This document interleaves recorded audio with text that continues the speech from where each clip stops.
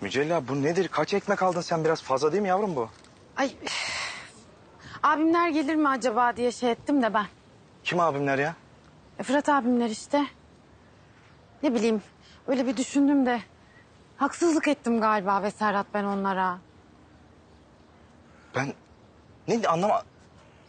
anlamıyorum ki Mücella. Ne kinaye mi yapıyorsun gene? Ha? Kız ciddi misin? Ay ne kinayesi Serhat ya. Ben ne diyorum sen ne diyorsun? Yani ya ben birkaç gündür düşünüyorum.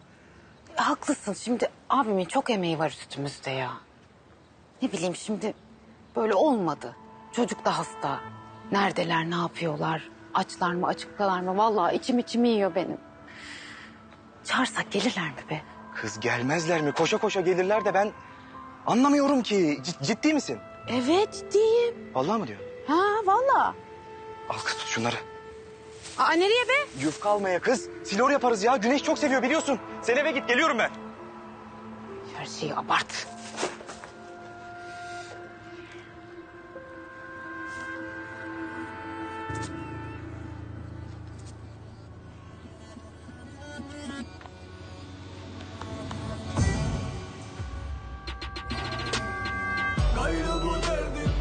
Bana söz ver. Eğer bana bir şey olursa, bana olan aşkını, onun sevgisine de katıp daha çok sarılacaksın ona. Her daim koruyacaksın onu. Bana söz ver. Soğukta sokakta gördüm seni. Anlatmak istersen buyur. Acilen bir ev ayarlamalısınız. Küçük büyük hiç fark etmez. Yeter ki o boks salonundan bir an önce çıkın. Baba iyileşecek miyim yani? Yaraları kapat da gel. İçimde fırtına baharda sen. Düşün de aklına gelenler. Salon temizleyip tükrük kovası toplayarak mı halledeceksin? Öyle mi bulacaksın parayı ya? Bana söz ver. Bir daha o maça çıkmayacaksın. Bir daha o eldivenleri giymeyeceksin. Söz ver.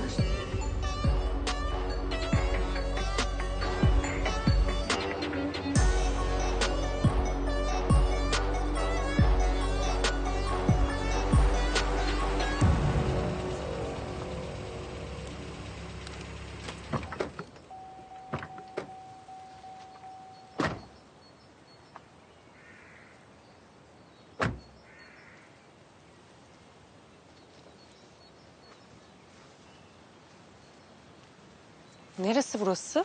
Ha? Niye geldik? Hep ormanın içinde kuş sesleriyle uyanacağım huzurlu bir evim olsun demez miydin?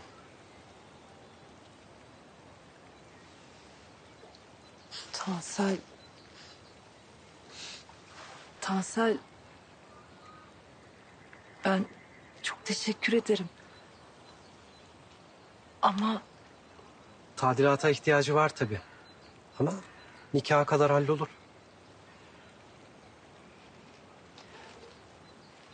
bak Tansel.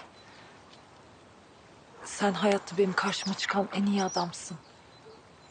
2 yıldır nişanlıyız. Artık evlenme vakti geldi, farkındayım. Ama ben şu an yapamam. Endişelerin var, haklısın. Aileni bırakmak istemiyorsun. Ama ben onu da düşündüm. Ailen de bizimle burada yaşayabilir. Sorun değil. Mesele sadece ailem değil.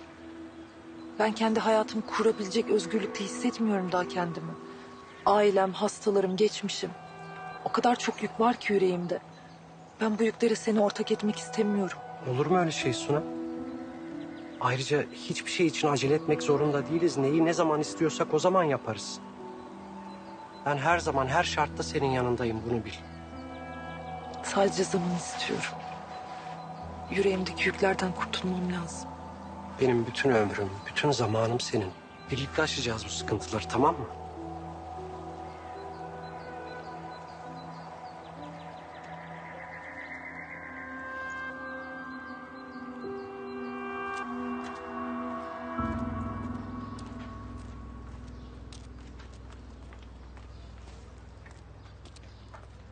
Yaman hocam. Bak evlat, böyle kapımın önünde bekleyerek beni etkileyemezsin. Başına bekleme. Ben bir şeye karar vermişsem konu kapanmıştır. Biliyorum. Ben de onun için buradayım zaten. Kafkas'ın babamla maç yapmasını istemediğinizi biliyorum. Bu yüzden onun köşesinde olmadığınızı biliyorum. Tansel'e de eyvallah etmediniz. E'si hem hayatta hem ringde sizden öğrenecek çok şeyim var hocam. Evlat. Ama benim sana öğretecek bir şeyim yok. Başına bekleme. Dün gece ringde karşıma çıkardığınız çocukla konuştum. Bana hayatta dibe vurmuş gençleri çekip çıkardığınızı, onlara yardım ettiğinizi söyledim. Benden daha dibe vurmuşunu bulamazsın hocam. Bana da yardım et. Lütfen.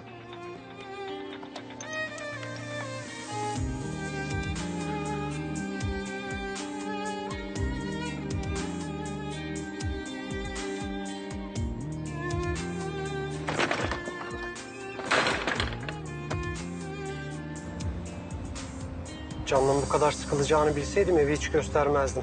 Yo hayır ondan değil. Ev çok güzeldi gerçekten. O zaman neden bu kadar düşüncelisin? Kafkas dün hastaneye geldi.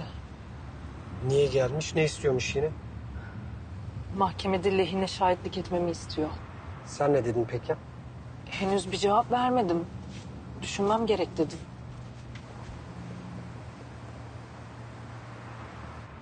Cevap vermemişsin ama kararını vermişsin belli. Yardım edeceksin değil mi?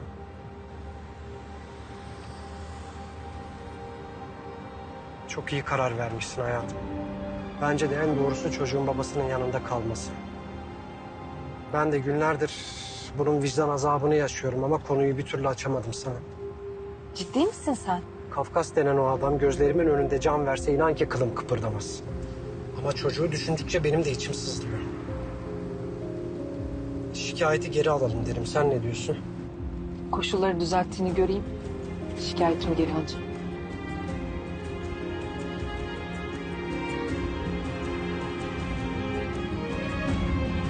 Sağ sol.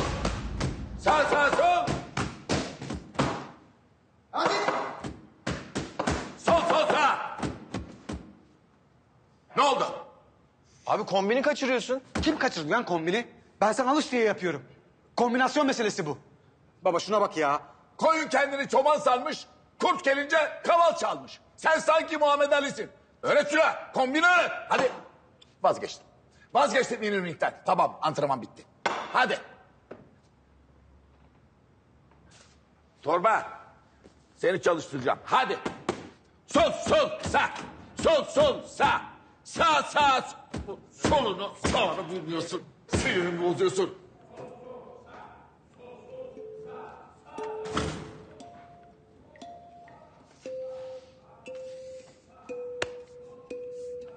Ne yaptın? Kararın kesin mi? Çıkacağım kafese. Kafkas'tan. Bak orası bizim rengimiz gibi değil. Kural mural yok. İnsanlar birbirini öldürüyor orada. Emin misin? Emin değilim Zafer. Çaresizim. Para bulmam lazım, vaktim yok. Kado'yla konuştum, İsmail diye biri varmış, bilmiyorum kim. Ondan haber bekliyorum işte, onunla görüştürecek beni. İsmail? Bu rampa İsmail. Kafkas bu adam leşçinin önde gideni. Bildiğin leşçi yani. Ben de geliyorum. Sen bulaşma bu işe. Sen bulaştın, bulaştım. O kadar çakalın kurdun için seni tek başına gönderemem. Kusura bakma. Eyvallah. Fırat abi, bir misafirim var.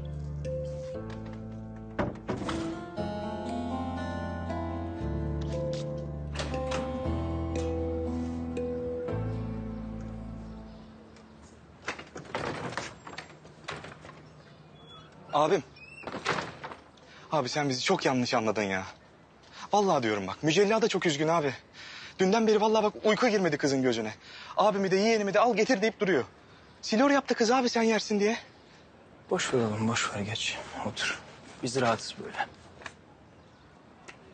Abi Allah aşkına yapma böyle ya. Bizim bizden başka kimimiz var abi? Küslük yakışır mı hiç bize ya?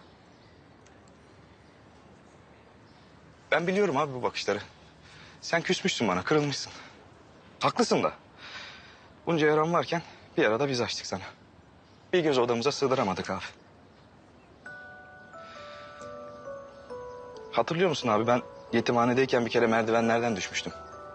Sen beni hemen kucaklayıp böyle revire götürmüştün. Dizim böyle boydan boya yarılmıştı hani. Handan hemşire vardı, o pansuman yapıp yaramı sarmaya çalışıyordu. Ben feryat figan ortalığı birbirine karıştırmıştım. Sen o zaman bir şey söylemiştin abi bana. Hatırlıyor musun? Yaralar tazeyken sarılırsa çabuk iyileşir. Şimdi canın yanacak ama günlerce rahat uyuyacaksın demiştin. Tamam işte abi. Şimdi izin ver, biz de açtığımız yaraları saralım abi. Saralım ki biz de rahat rahat uyuyalım. Heh? Affettin mi beni? Doğruyu söyle ama. Barıştık mı abi? Ben sana küs kalabilir miyim oğlum? Abim benim be.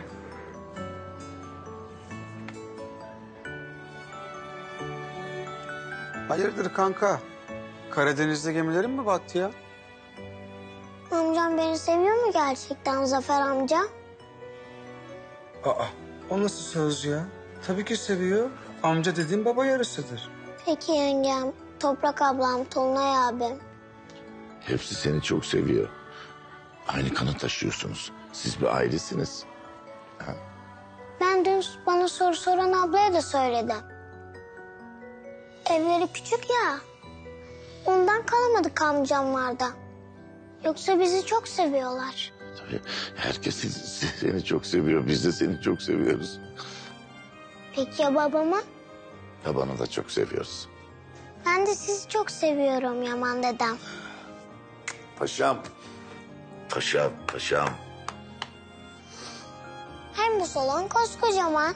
Evet. Hepimiz sığıyoruz. Sığarsın. Sizin ev de kocaman. Kocamandır. Hep burada kalırız. Hiç ayrılmayız değil mi? Ayrılmayız. Bak kaptan, sen burada olmazsan olmaz. Bu gemi batar. Kaptan sensin. Çak.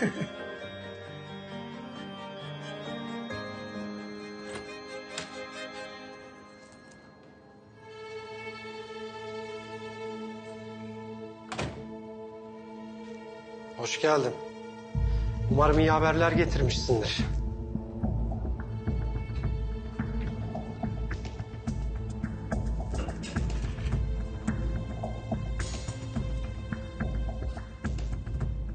Bugün Rampa İsmail'in yanına gideceğiz Kafkas'la.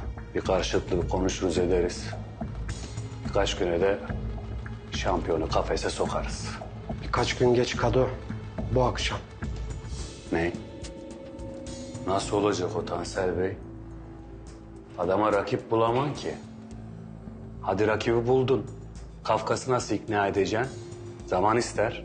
Zamanı yok Kado. Oğlu elinden gidiyor. Ben konuşurum İsmail'le. Bu iş bu akşam bitecek. Eyvallah. O zaman ben gideyim. Kafkas'ı daha fazla bekletmeyeyim.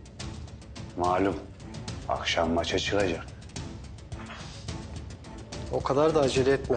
Bırak beklesin. Bekledikçe çaresizleşir. Ha. Bu arada senin Kerem geldi Yaman'ın salona. Kavga mı çıkardı yine? Ya. Yaman Hoca'yla çalışmak istiyormuş. Ama gafil avlandı. Yaman Hoca bunu güzel bir paket etti. Aynen gerisin geriye gönderdi, merak etme sen. Güzel. Yaman Günaltay yaş tahtaya basmaz. Ya. Yanlış kapı çalmış bizimki. Eyvallah.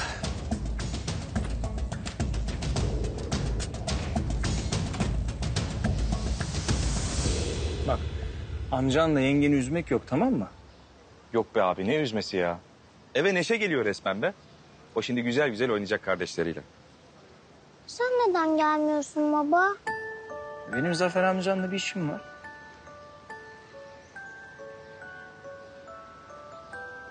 Senden ayrı kalınca çok sıkılıyorum. Tamam bak, geç kalmam. Gelir alırım seni, merak etme. Tamam ama geç kalma. Tamam, söz. Abi, sil oradan ayıracağım sana, merak etme. Görüşürüz Zafer amca. Görüşürüz.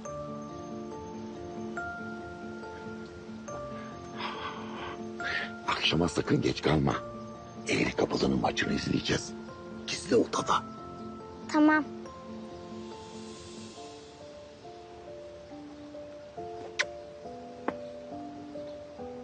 Hadi bakalım aslan parçası. Gidelim biz artık gel.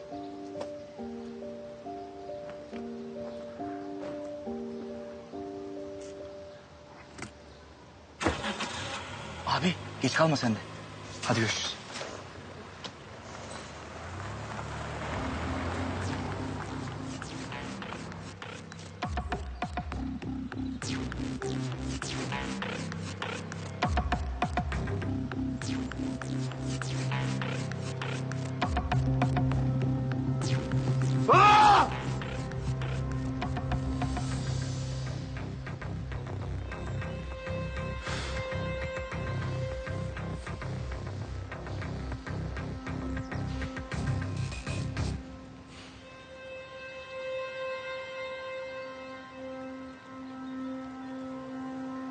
Kerem, iyi misin bir tanem? İyiyim hala. Sayenizde. Bak. Tansel abi salondan kovdu.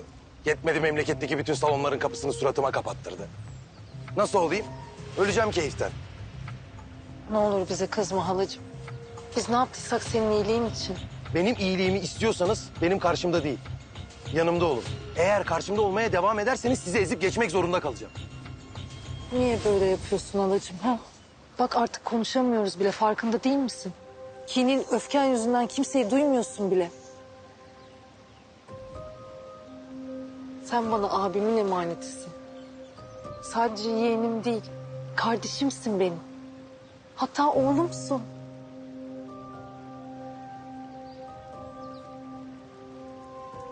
Annem terk edip gittiğinde sana bir gün olsun onun yokluğunu hissettirmeyeceğim diye söz verdim kendi kendime. Sonra babanı kaybedince de Sen sözünü tuttun hala. Bir gün bile annemin yokluğunu hissettirmedin bana. Çok sevdin beni. Gözünden bile sakındın. Bunların hiçbirini inkar edemem. Ama babam bir başka bir hala.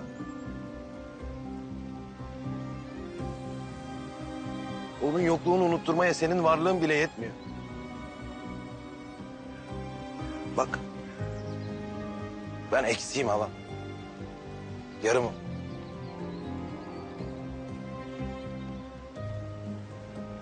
O ringe çıkıp babamın kemerini almadan da tamam olmayacağım. Eğer beni seviyorsan bana engel olma. Bugüne kadar ben babamla gurur duydum. Bırak. Bugünden sonra da o gurur duysun benimle. eğer babanı gururlandırmak istiyorsan okuluna devam et Kerem.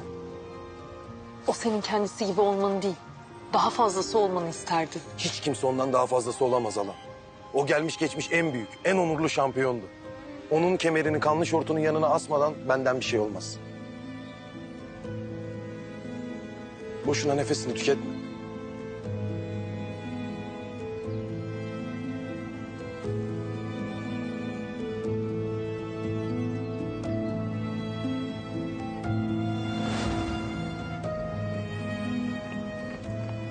Abi, beni çağırmışsın. Bir şey mi oldu? Gel bakalım. Otur şöyle.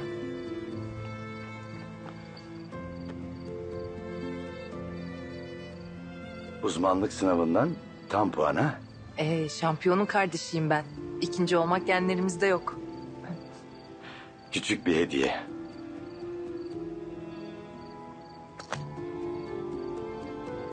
Abi, çok güzel bu. Teşekkür ederim. En kalitelisi olsun dedim. Bunu verdiler. Kandırmışlar seni. En kalitelisi bu değil ki. Ciddi misin? En kalitelisi bu işte. Kalem onun yanında hiç kalır. Sunam. Bana bir şey olursa ailemiz sana emanet. Konuşma öyle. Sana hiçbir şey olmayacak. Sen hep bizim yanımızda, başımızda olacaksın. Kısmet. Kerim'in de diplomasını göreyim. Gözüm açık gitmem. Onu da daha fazlasını da hep beraber göreceğiz. İnşallah. Oğlum benim gibi olmasın Sunam. Yarayı açan değil, saran olsun. Senin gibi. Ne iş yaparsa yapsın. Yüreği senin gibi atsın.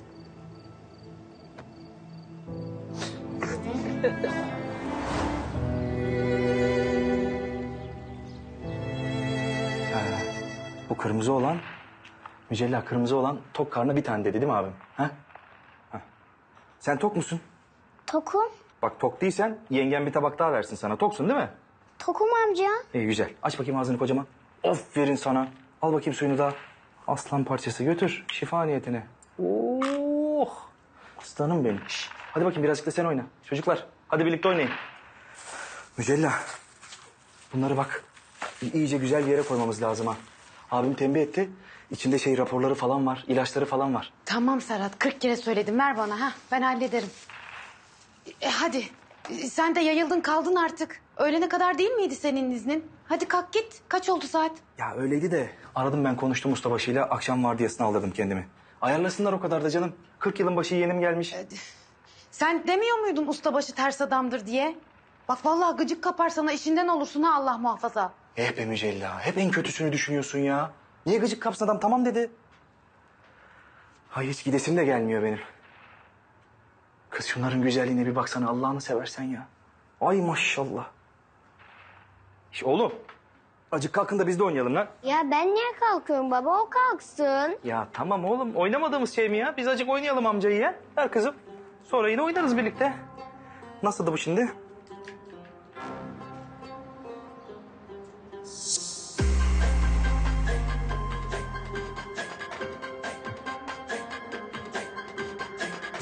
Yedin ama kendine gelemedin ortama baktın tek bir hesap var. Acılara garip kendini buldun sandığın aşkta hep bir tokat var. Yumruğu yedin ama kendine gelemedin ortama baktın tek bir hesap var. Acılara garip kendini buldun sandığın aşkta hep bir tokat var. Hoş geldin şampiyon. Serçe.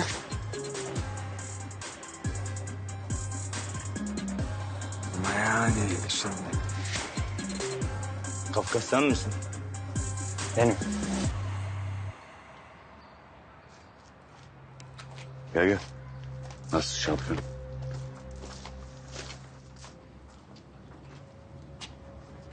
Selamünaleyküm.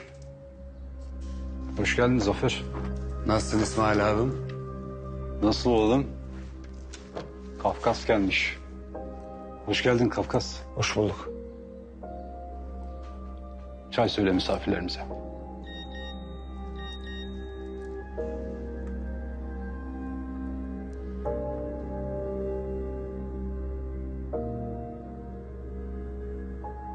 Ben Suna, müsaitsen 1 saat sonra Beykoz sahilde buluşalım.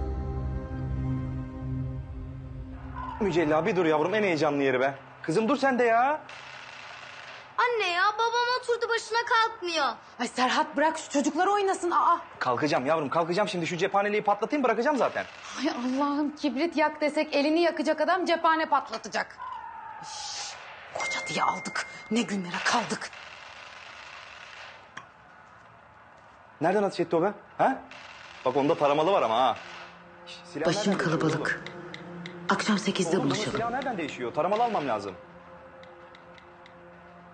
Bak söylüyorum. Evin aynı önüne defa. gelme. Arka sokağa çek ben gelirim. Şimdi gel. Kız Mücella. Heyecandan ağzım dilim kurudu be. Allah rızası için bir bardak su ver ya. Kul sıkışmayınca Hızır yetişmezmiş. Ben de acilen sağlam namlı bir dövüşçü arıyordum. Harika o zaman ya. Kafkas'tan namlı dövüşçüm var ya bu coğrafyada. Bizim Selami'yi bilirsiniz. Bir maç ayarlarız. Büyük sükse olur. Camgöz Selami mi? Aynen. Abicim adam karma dövüş şampiyonu. Psikopatın önde gideni. Kafesten çıkmıyor ki zaten. Hayır Kafkas biraz ara verdi şimdi yani. Sen bizi ilk maçtan harcamaya mı çalışıyorsun? Camgöz Kafkas'ın tam dengi. Final gibi maç olur. Hem alacağı ücret de final şeklinde olacak. Biz bunu biraz kendi içimizde bir düşünelim. Kaç para? Normalde 10-15 arası kardeşim. Ama Kafkas kardeşim gelmiş. Senin için 20.000 kemiksiz. Anlaştık. Kafkas'ım biz bunu bir düşün... Ne zaman? Vallahi bu akşam yapalım hemen. Can Göz'ün maçı vardı. Rakibi geri çekildi, iptal edildi. Karşısına da adam koymam lazım. Süper zamanlama o zaman ya. Ha? Kado, senin kafan mı bozuk, saatin mi yanlış? Niye la? Bu akşam diyor. Bu akşam diyor.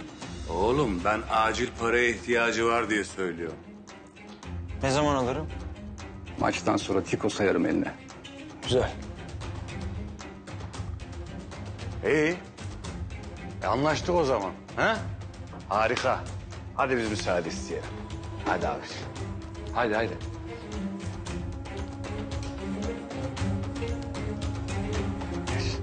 Abi. Görüşürüz. Görüşürüz.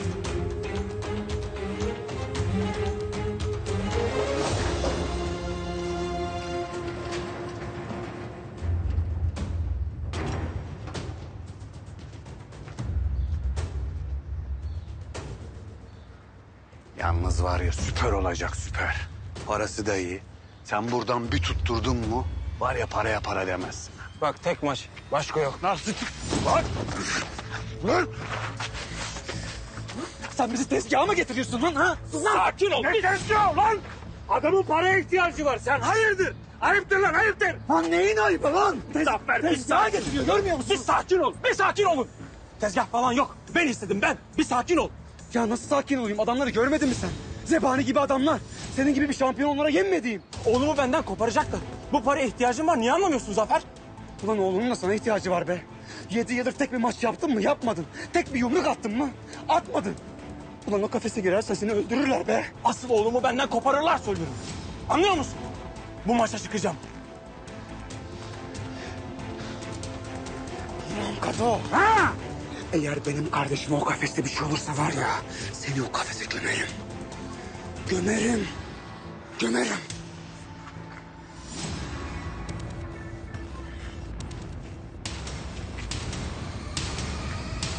Sosyal hizmetlerle konuştum Tansel. İşlemler başlamış en geç bir hafta içinde falan duruşmaya başlanır. Yüksek ihtimalle de çocuğu devlet himayesine alacaklar. Fırat lehine düşük de olsa bir ihtimal var diyorsun yani. Var tabii.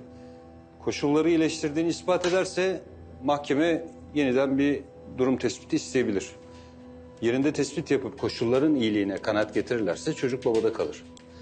Ama daha önce de dediğim gibi yani bu çok düşük bir ihtimal.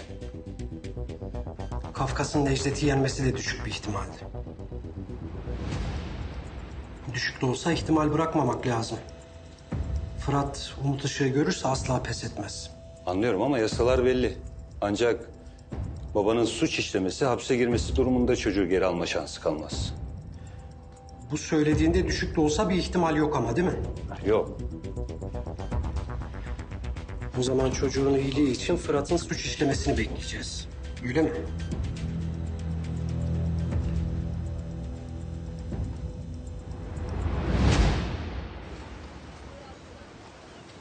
Geçen gün hastanede konuştuklarımızı düşündüm. Açıkçası senin çekeceğin acı umurumda bile değil.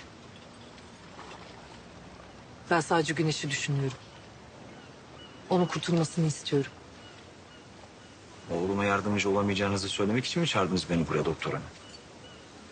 Ben bir çocuğun babasız büyümesinin ne demek olduğunu gözlerimle gördüm. Kerem senin yüzünden babasına hasret büyüdü.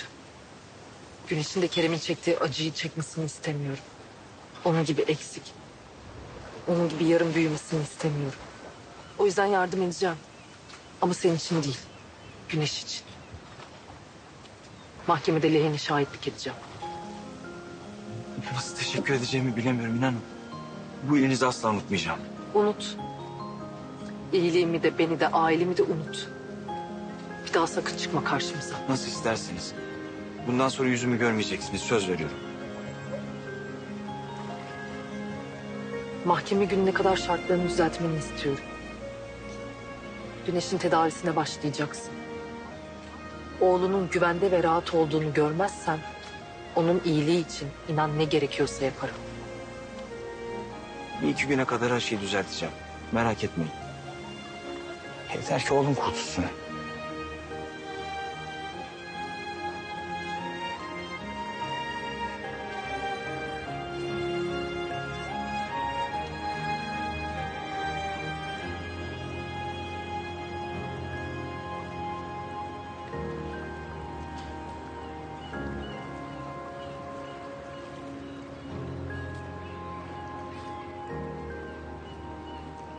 Ya Zafer neyin var?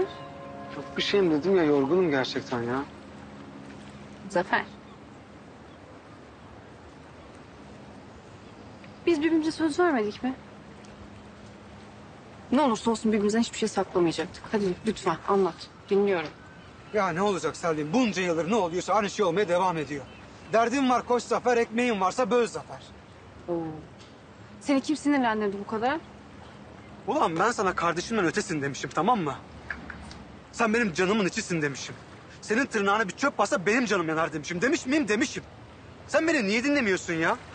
Ya ben senin kötülüğünü ister miyim? Ama yok arkadaş, adam dinlemiyor ki. Adam Yaman Günaltay'ın fotokopisi ya. Tamam sen sakin ol. Şimdi sinirle öyle esip gürlüyorsun. Ama benim tanıdığım Zafer sevdiklerini asla yarı yolda bırakmaz. Onları el olur, kol olur. Sen yine tutarsın onun elinden. Çok gücüme gitti be Selvi. O kadar adamın içinde. Ulan bir tarafta 3 günlük adam var. Sen onun lafını niye benim lafımın üstüne koyuyorsun ki? Biz de bu hayatta bir halt biliyoruz değil mi yani? Dinlesene bir. Boşuna mı konuşuyorum orada o kadar adamın içinde? Ha sen beni yok mu sayıyorsun? Tamam, bana uyar. O zaman ben de yok olurum. Olurum. Ondan sonra ara ki Zafer'i bulasın.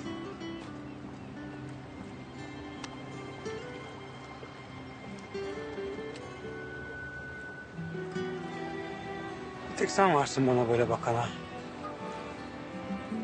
Beni böyle gören, beni böyle seven.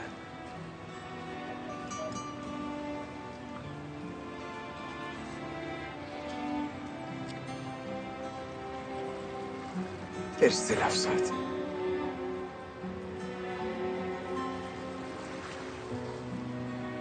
Zafer amca niye gelmedi? Salonda işi var oğlum. Mücella ellerine sağlık. Çok güzel olmuş. Afiyet olsun abi. Getireyim bir tabak daha. Yok sağ ol, teşekkür ederim. Ben doydum. Zaten çıkmam lazım. Benim işim var. Yine mi işin var akşam? Evet oğlum, maalesef gitmem lazım. Hep bırakıyorsun akşamları. Hani koyun koyuna yatacaktık bu gece? Tamam oğlum, geç kalmam. Gelirim gene koyun yatarız, olur mu? Hep öyle diyorsun ama geç kalıyorsun. Benimle uyumak istemiyor musun artık? Olur mu öyle şey oğlum? Benim en çok istediğim şey seninle uyumak. Gitme o zaman bu akşam. Çok sıkılıyorum salonda sen olmayınca. Abi tamam işte ya. Kırma çocuğu da. Ha? Bak Güneş kalsın burada. Sen git işini hallet. Akşama gelirsin. Açarız çekyatı. Güzel güzel yatarsınız işte ya. Değil mi Mücella? Evet tabii. Burası sizin de eviniz sonuçta. Kalalım baba. Hem oyun oynarız. Hem canın da sıkılmaz.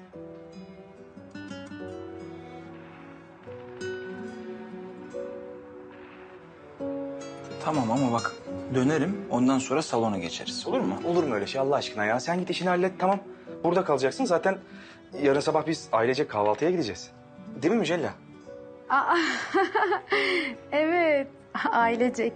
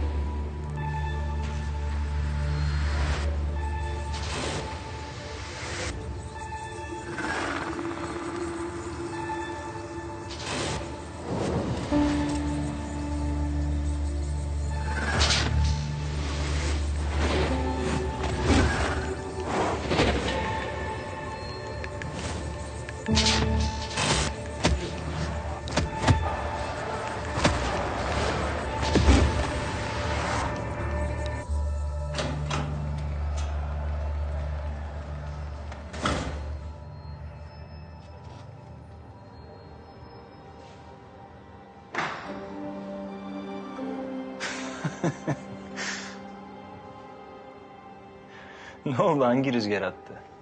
Kafkas rüzgarı. Antrenörün yok mu senin?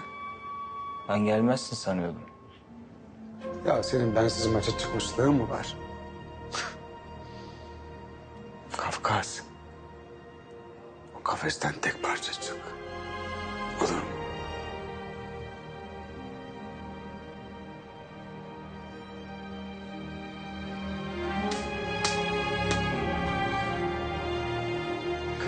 ya. Hiç gidesim gelmiyor ya. Ne güzel oynuyordum çocuklarla be. Ne yapsam kız? Arasam iş yerini de tam gün mü izin alsam? Saçmalama Serhat Allah aşkına koca adam. Zaten kuru bir işin var ondan da olacaksın hadi. İyi tamam bana bak. Abim gelirse salmıyorsun hiçbir yere. Akşam burada kalıyorlar. Yarın da ailece kahvaltı yapıyoruz tamam mı? Uzattın ama hadi Serhat hadi. Al sen şunu. Hadi görüşürüz. Hadi iyi işler. Kızım. Geldim anne. Ha, gel. Yavrum benim şimdi bir işim var tamam mı?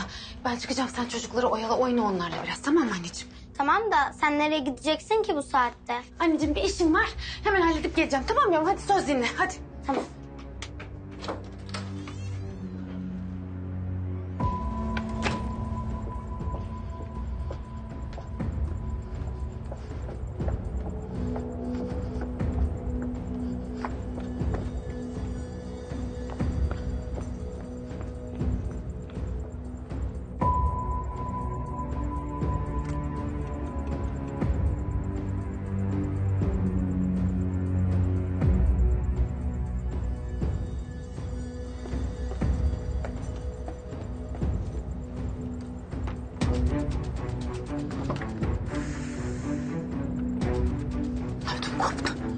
Ay ödüm koptu.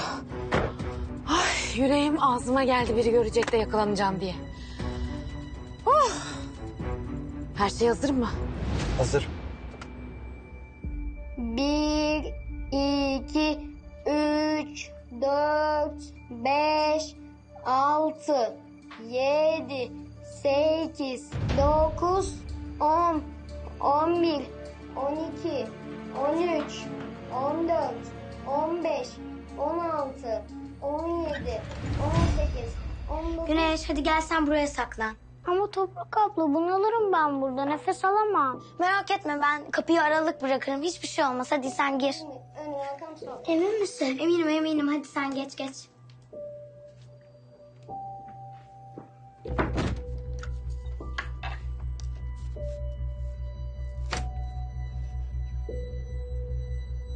Abla gör...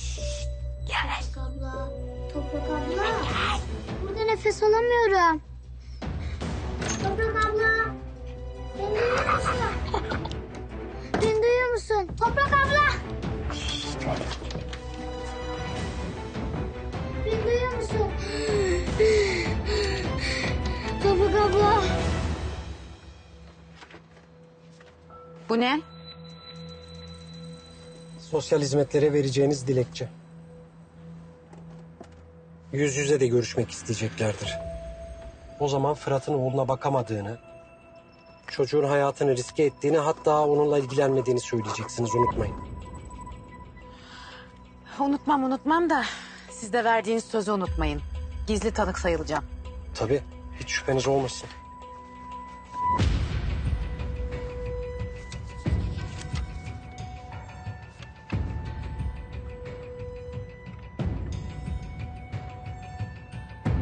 Karşılıksız çıkmasın sonra.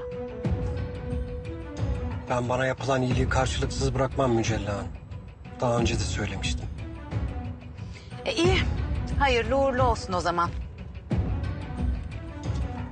Kalemimi alabilir miyim? Aman iyi be unutmuşuz. Allah Allah. Bu gecenin son karşılaşmasının bahislerini açıyorum. Bahis oranları... Bahis oranı 1'e 10. Birazdan karşı karşıya gelecekler. Bir köşede bu Psikopatın sana sarılmasına çok izin verme. Köşeye sıkıştır. Hazır olduğun zaman da 220'yi çakarsın.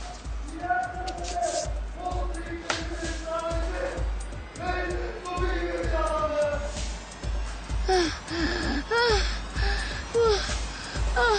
Baba.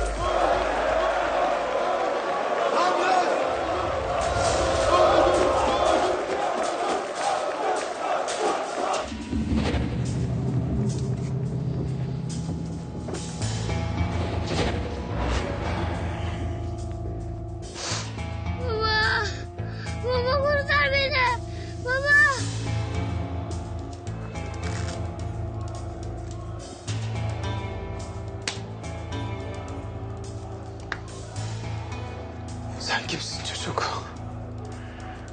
Boş ver şimdi bunu. Gidip parayı alalım hadi.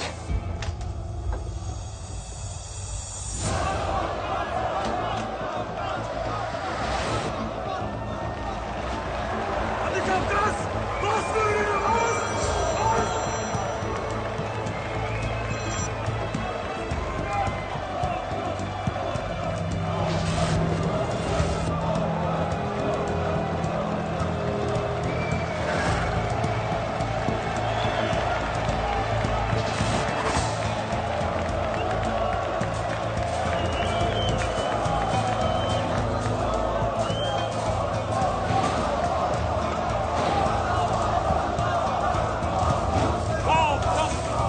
Benden aşağı vurmak, kafa atmak serbest.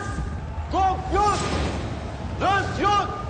Birinizden biri dövüşemeyecek hale gelene kadar devam edeceksiniz. Anlaşıldı mı? Bir şey oldu mu?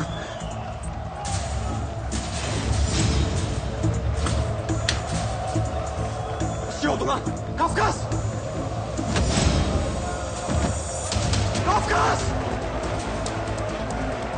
Bırak Kafkas, ayağa kalk!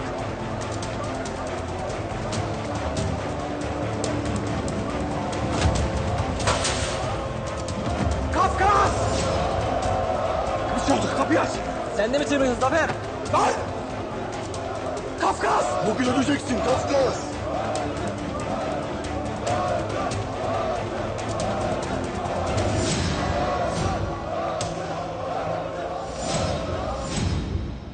Baba. Baba.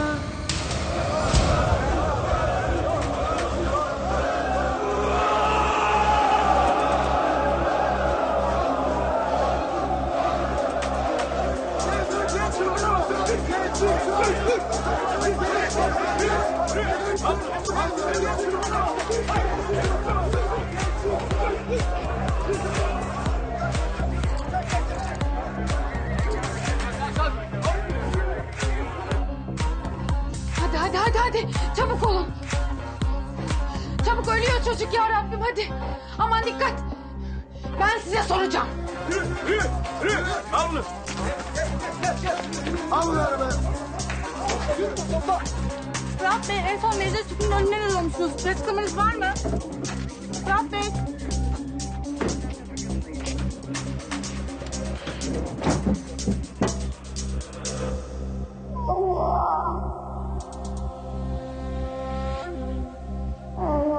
Gönül dağı yağmur yağmur boran olunca akar can özümde sel gizli gizli bir tel atacağım can dumanı bulunca silahım